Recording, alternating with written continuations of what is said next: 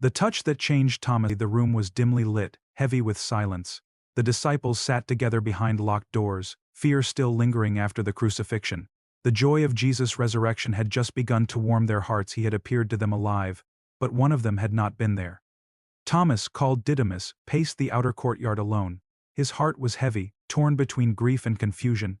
In John 20:25 King James Version, Thomas boldly declared, "Except I shall see in his hands the print of the nails and put my finger into the print of the nails and thrust my hand into his side, I will not believe." The others had said they saw Jesus, but how could that be?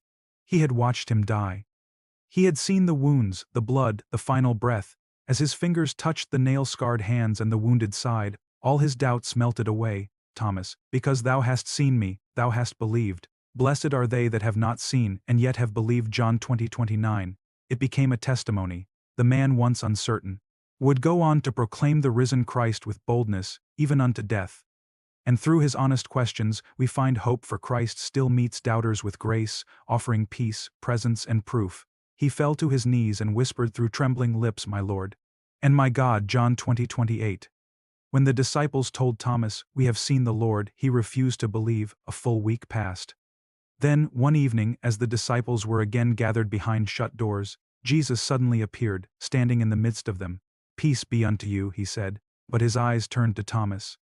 Without scolding, without shame, Jesus invited him gently, "Reach hither thy finger, and behold my hands. And reach hither thy hand, and thrust it into my side, and be not faithless, but believing." John 20:27, KJV. Time froze. Thomas approached slowly, heart pounding. Jesus smiled, not with condemnation, but compassion. Thomas's story didn't end in doubt, but belief in a risen Savior.